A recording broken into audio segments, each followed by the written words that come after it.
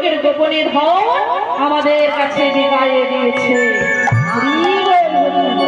কিন্তু বর্তমান সমাজে আমরা নিচে নামতে নামতে এমনই নিচে নেমে গিয়েছি বাবা, আমাদের বাড়ির ছেলে মেয়েদেরকে আমরা মানুষ করতে আর পারলাম না।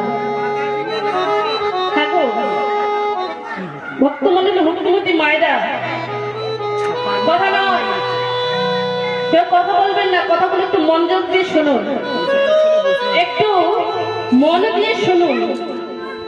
একজন ভক্ত বাড়ির ছেলে ভক্ত হয়, হ্যাঁ, একজন ভক্ত বাড়ির সন্তান ভক্তই হয়।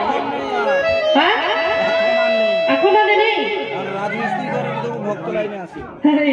নিতাই গৌর হরি বল বলছে এখন ভক্ত বাড়ির ছেলেরা আর ভক্ত হতে চায় না, তারা রাজমিস্ত্রি কাজ করবে তবু ভগবানের চরণে আর আসছে না।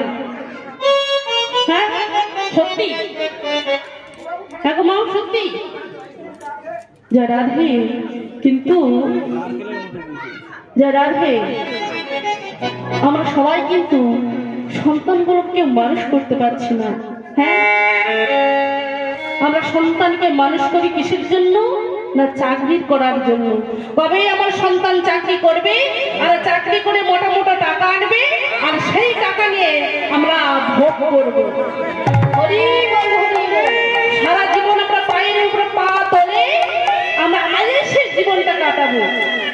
কিন্তু বুকে হাত রেখে বলুন তো মাগো, সেই স্বপ্ন কি সত্যি হয়েছে?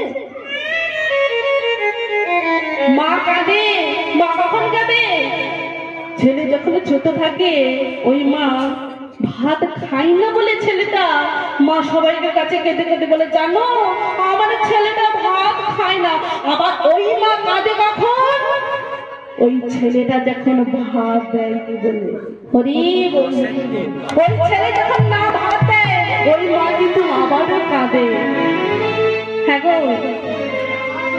বর্তমান সমাজে যিনারা ঘরের মধ্যে বয়োজ্যেষ্ঠ হয়েছেন তিনারাই জানে সংসারে কত রকমের জ্বালা। হ্যাঁ, সংসারে কত জ্বালা। ছেলে মেয়েদেরকে মানুষের মতন মানুষ করতে পারেনি, ছেলেদেরকে শুধু চাকরির পিছনে ছুটিয়েছি, কোনোদিন ছেলেটাকে নিয়ে ভগবানের চরণের কাছে যে আমরা পৌঁছতে পারলাম না। আমরা শুধু ছুটিয়েছি চাকরির জন্য।